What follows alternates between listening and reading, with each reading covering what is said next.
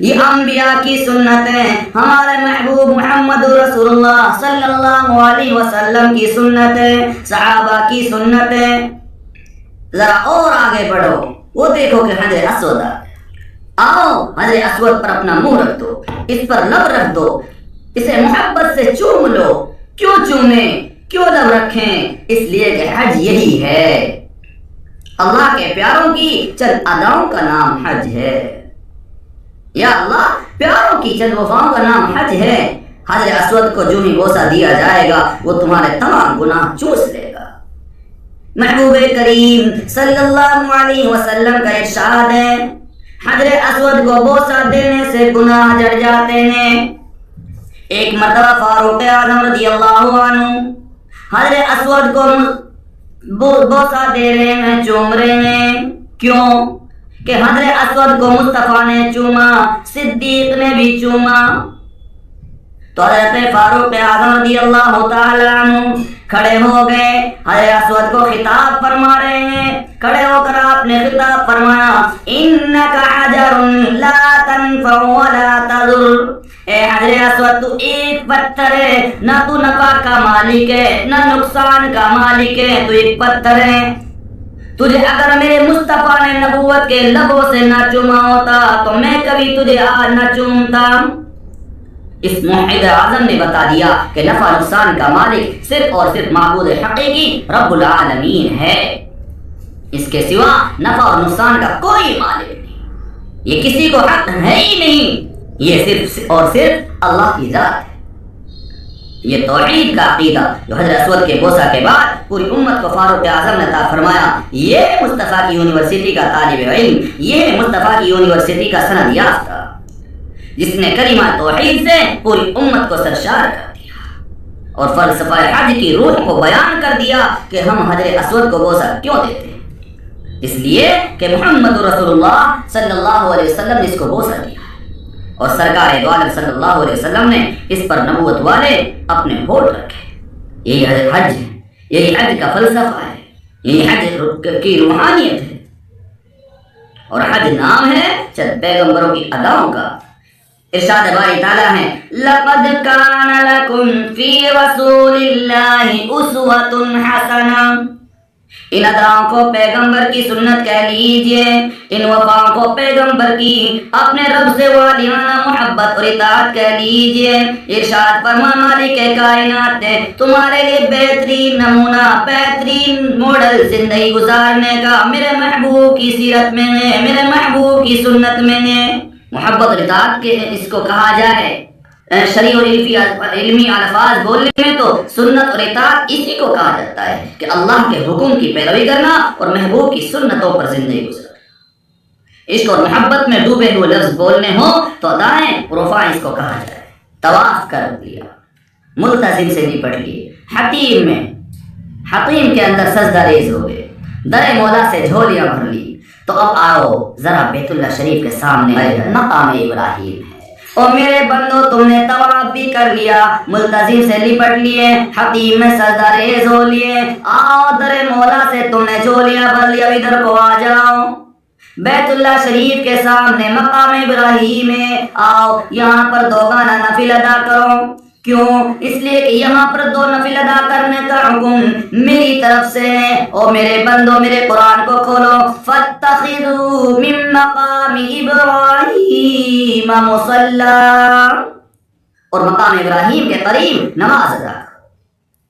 بھلا یہ بتایا جائے کہ اس مقام کو مقام ابراہیم کیوں کہا جاتا ہے اور یہاں پر دو نفل کیوں ادا کی جائیں؟ ارشاد ہوتا ہے، اس مقام کو مقام ابراہیم اس لیے کہا جاتا ہے کہ اس جگہ وہ پتھر نصب ہے جہاں کھڑے ہو کر ابراہیم علیہ السلام نے بیت اللہ کی تعمیر کی تھی۔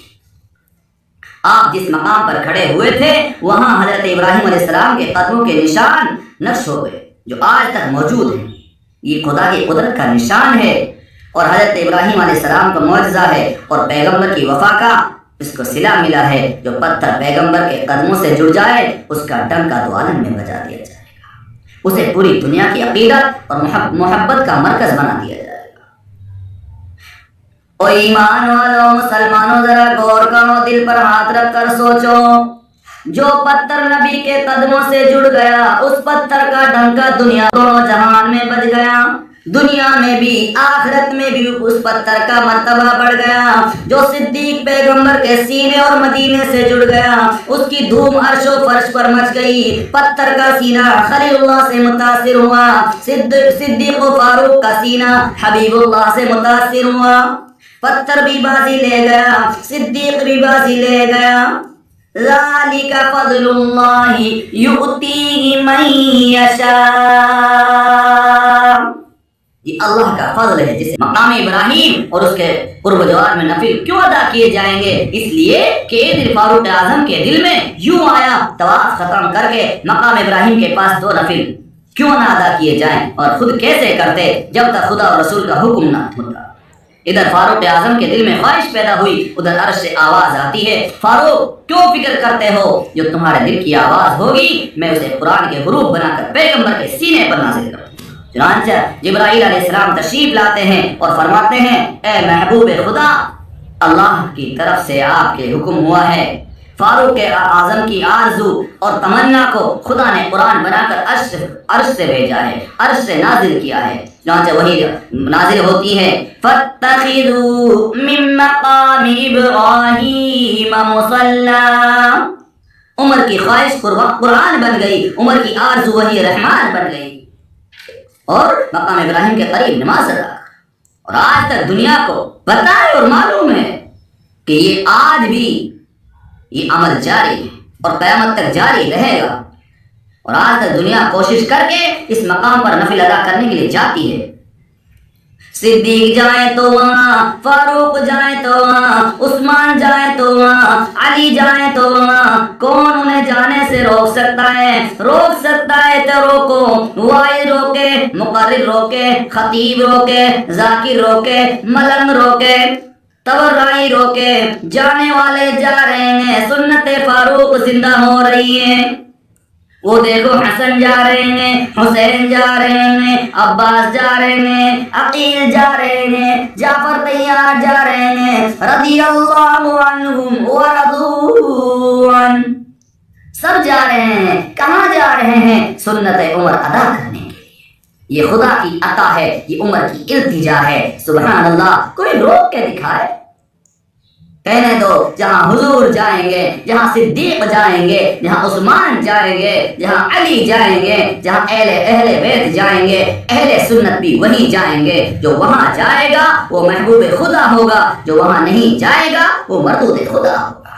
مجھے کہنے دو، حج نام ہے محبوب کے، محبوبوں کی اداؤں کا۔ آؤ ذرا صفا مروہ بھی ہو چلیں۔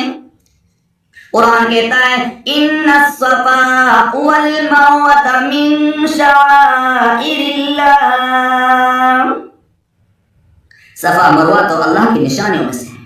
صفا مروہ کی سعی ہو رہی ہے، حاجی دیوانہ وار کبھی صفا سے مروہ کی طرف جا رہے ہیں، کبھی مروہ سے صفا کی طرف آ رہے ہیں۔ ہاں ذرا دیکھیے، درمیان میں جہاں سبز پٹی سے نشان لگا ہوا ہے، یہاں پر ایک دم حاجی کیوں بھاگتے ہوئے نظر آ رہے ہیں؟ کیوں گزر رہے ہیں؟ کیا ان کو کوئی جلدی ہے، یا کسی کی ادا کی پیروی ہو رہی ہے، یا کسی کی سنت ادا کی جا رہی ہے؟ ہائے ہائے، آپ کو بتاتا چلوں، علماء سے پوچھو یہ دوڑنا کیسا۔ علماء فرماتے ہیں، حضرت سیدہ ہاجرہ رضی اللہ عنہا حضرت اسماعیل علیہ السلام کے لیے پانی لینے گئی تھی تو تلاش کوشش کے باوجود پانی نہیں مل رہا تھا۔ آپ کبھی صفا پر جاتی تھی، کبھی مروہ پر جاتی تھی۔ جب مایوس ہو کر وہاں آئی تھی جہاں ایک پتھر کے سائے میں حضرت اسماعیل علیہ السلام لیٹے ہوئے تھے، پیاس سے ان کی زبان سوکھ چکی تھی، تو فوراً بیتاب ہو کر سیدہ ہاجرہ دوڑ پڑتی تھی تاکہ اپنے لگتے جگر کے لیے پانی لا سکے، مگر تقدیر کے سامنے کیسا یا رہا ہوتا، دوڑتی تھی، پانی نہیں ملتا تھا۔ اسی طرح جب 7 چکر پورے ہو گئے تو رحمت خدا بندی کو جوش آ گیا اور جبرائیل علیہ السلام تشریف لائے اور حضرت اسماعیل علیہ السلام کے پاؤں کے نیچے پانی کا چشمہ جاری ہو گیا۔ سبحان اللہ۔ اسی کو سیدہ ہاجرہ نے آ کر فرمایا، زم زم، یعنی رک جا رک جا۔ سیدہ ہاجرہ کے دوڑنے کی یہ ادا ایسی پسند ہو چکی، خدا نے اس بات کو اس طرح پسند کر لیا کہ آنے والے کل قیامت تک کے دن تک کے لیے حاجیوں کے لیے اس مقام پر دوڑنا ضروری قرار دے دیا۔ قیامت آ سکتی ہے، مگر حاجی کے لیے جب حج کرنے جائے گا اور صفا و مروہ پر جائے گا، کبھی اس پہاڑی پر چکر لگائے گا، کبھی اس پہاڑی پر چکر لگائے گا، سیدہ حاجرہ کا یہ دوڑنا اور یہ ادا اللہ کو اتنی پسند آئی کہ حاجی تو بھی دوڑتا جا، مجھے چکر لگا۔ حکم ہوا جہاں میری بندی بے چین ہو کر بھاگتی رہی، تم بھی وہی مضطربانہ حالت میں، فقیرانہ حالت میں بھاگو، جیسے حاجرہ کے لیے میری رحمت جوش میں آ کر اور میں نے رحمت کے دروازے کھول دیے، اسی طرح تمہارے لیے بھی میری رحمت کے دروازے کھول دیے جائیں گے، میری رحمت تمہیں اپنے دامن میں لے لے گی۔ تو دوستو پتہ چلا صفا و مروہ پر دوڑنا اور یہ بے چینی کی حالت کا پیدا ہونا سیدہ حاجرہ کی سنت ہے، اور یہ سنت قیامت تک جاری رہے گی، ساری رہے گی، چلتی رہے گی۔ پھر بات وہی بنی نا کہ حج نام ہے چند اداؤں کا اور چند وفاؤں کا، خدا جس کو اس وجدان سے بہراور کر دے وہی دولت مند ہے، وہی خوش نصیب ہے، وہی بخت بلند ہے، وہی خدا کی نعمتوں سے مالا مال ہے۔ دیکھو صفا مروہ کی سب صحیح بھی ہو رہی ہے، آگے بڑھو۔ ہاں آج مینا کو روانہ ہوئے، مینا کو چلو، وہاں آج کوئی کام نہیں، صرف رات کو ٹھہرنا ہے۔ کیوں ٹھہرنا ہے؟ بس یہ بھی کسی کی ادا کی تکمیل ہے۔ چلیے آج عرفات ہو کر آئیں، بس بیٹھ جاؤ، شام تک بیٹھے رہو، روتے رہو، مانگتے رہو، شام تک بیٹھے رہو، مانگتے رہو، روتے رہو، توبہ کرتے رہو، اپنے گناہوں پر شرمندگی ظاہر کرتے رہو، ندامت کے آنسو بہاتے رہو۔ کیوں؟ بس میری مرضی، فرمائے یہ بھی میرے محبوب کی اداؤں کی تکمیل ہے۔ آؤ ذرا مینا میں چلو، جمرات کو کنکرے مارو، ساتھ ساتھ کنکر مارو، کنکرے مارتے چلے جاؤ، کنکریاں مارتے چلے جاؤ۔ یہ کنکرے کیوں مارے؟ اس لیے کہ اس مقام پر میرے خلیل نے شیطان کو کنکریاں ماری تھی۔ شیطان نے آ کر ابراہیم علیہ السلام سے کہا تھا بھلا باپ بھی بیٹے کو کیا ذبح کر سکتا ہے؟ اس پر حضرت ابراہیم علیہ السلام نے فرمایا او مردود، او شیطان دور ہو جا، اور اس کو 7 کنکریاں ماری، وہ بھاگا، پھر تھوڑی دور جا کر رک گیا۔ پھر ابراہیم علیہ السلام سے کہا اب اپنا ارادہ چھوڑیے، بھلا باپ بھی بیٹے کو ذبح کرتا ہے؟ ابراہیم علیہ السلام نے پھر اس مردود کو کنکری ماری، مگر شیطان آخر شیطان تھا، اس نے پھر کوشش کی، یہاں تک کہ 30 مرتبہ پھر آپ نے اس کو پھر دھتکارا۔ اسی طرح شیطان کو کنکریاں مارتے رہے۔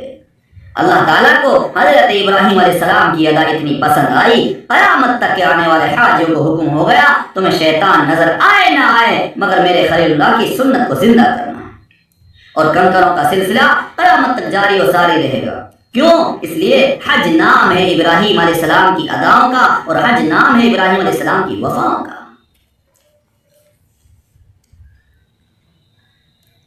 لوگوں نے کنکریاں ماری، آگے بڑھ رہے ہیں۔ یہ لوگ کہاں چلے جا رہے ہیں؟ ہاتھ میں چوری لیے نہایت ولولے سے، نہایت جوش و خروش کے ساتھ میں، خوشی کے ساتھ میں جا رہے ہیں۔ معلوم یہ ہوا یہ قربانی کرنے کے لیے قربان گاہ کی طرف جا رہے ہیں۔ بھلا حاجی صاحب سے پوچھو تو صحیح، حاجی صاحب آپ کہاں جا رہے ہیں؟ حاجی صاحب فرماتے میں قربانی کرنے کے لیے جا رہا ہوں۔ حاجی صاحب کیسی قربانی اور کیوں کرتے ہو؟ حاجی کہتا ہے حضرت ابراہیم علیہ السلام کی سنت ہے اور اس کی ادائیگی کے بغیر حج ممکن نہیں، اس لیے مجھے سنت ابراہیمی کو آج ادا کرنا ہے، اور مجھے ادا کرنے دو۔ قطب ابدال غوثوں، مجددوں، صوفیوں، واعظوں، زاہدوں، عالموں، غیر عامیوں، مصریوں، سوڈانیوں، چینیوں، فلسطینیوں، شامیوں، سعودیوں، پاکستانیوں، ہندوستانیوں، سب کے سب مادی، سارے کے سارے سنو، چلو کہاں جانا ہے؟ چلو آج قربانی دو۔ بھئی کیوں؟ اسی لیے قربانی دو، یہ میرے محبوب کی، میرے خلیل کی سنت ہے۔ آج سب کی زبان پر ایک ہی آواز آ رہی ہو، ان صلاتی و نسکی و محیای و مماتی للہ رب العالمین۔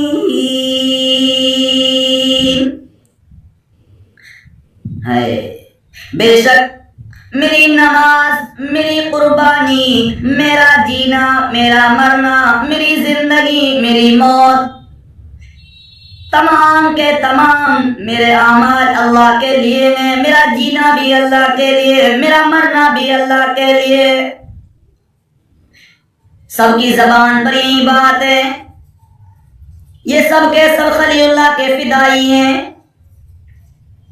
سب کی زبان پر ہے کہ ہم اپنے پیغمبر آخر الزمان حضرت محمد رسول اللہ صلی اللہ علیہ وسلم پر درود بھیجتے ہیں، اور آپ پر درود بھیجتے وقت سیدنا خلیل اللہ علیہ السلام کا تذکرہ بھی کرتے ہیں.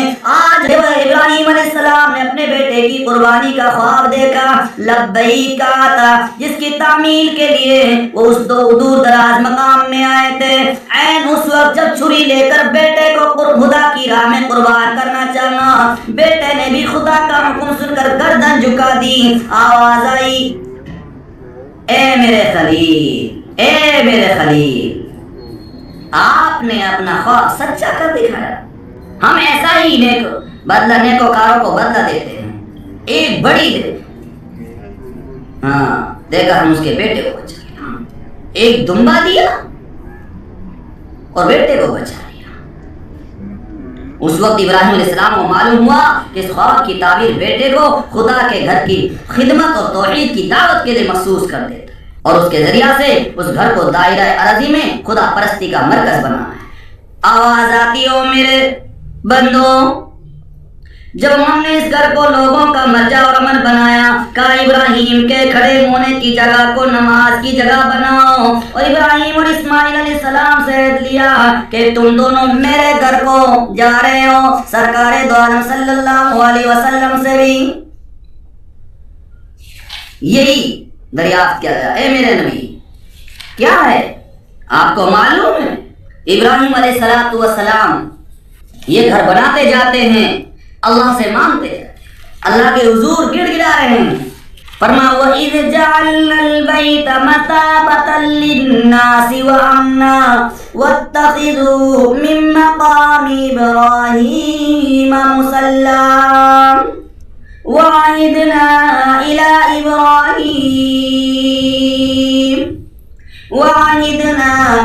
إِبْرَاهِيمَ وَإِسْمَاعِيلَ أَن طَهِّرَا بَيْتِيَ لِلطَّائِفِينَ وَالْعَاكِفِينَ وَالرُّكَّعِ السُّجُودِ. یہیں سے یہ پتہ چلتا ہے کہ اللہ رب العالمین نے صاف واضح فرما دیا اور کھول دیا کہ جب ہم نے اس گھر کو لوگوں کا مرجع بنایا اور امن بنایا، اور کہا ابراہیم کے کھڑے ہونے کی جگہ نماز کی ادائیگی کرو، کھڑے ہونے کی جگہ کو نماز کی جگہ بناؤ، اور ابراہیم علیہ السلام سے بھی عہد لیا اور ان کے بیٹے اسماعیل علیہ السلام سے بھی عہد لیا. کیا کہا کہ پاک رکھو میرے گھر، ان طہر بیتی، میرے گھر کو پاک رکھو. کس لیے؟ فرمایا میرے گھر کو پاک رکھو طواف کرنے والوں کے لیے، اعتکاف کرنے والوں کے لیے، رکوع و سجدہ کرنے والوں کے لیے. اور جب کہا ابراہیم نے اے میرے رب، اے میرے پروردگار، اے میرے ربا، بنا اس شہر کو امن کا، اس شہر کو امن کا شہر بنا دے. اور آگے سوال کر لیا، او میرے اللہ یہاں روزی بھی دے، روزی کی فراوانی دے. وَارْزُقْ أَهْلَهُ مِنَ الثَّمَرَاتِ مَنْ آمَنَ مِنْهُمْ بِاللَّهِ وَالْيَوْمِ الْآخِرِ، اور روزی دے اس کے رہنے والوں کو میوے جو کوئی ان میں سے ایمان لائے اللہ پر و قیامت کے دن پر. یعنی اس کے یہاں رہنے والے جو اہل ایمان ہو ان کو روزی بھی دے، میووں کی فراوانی کر دے. اور کفار کے لیے دعا نہ کی تاکہ وہ مقام کافروں سے پاک رہے.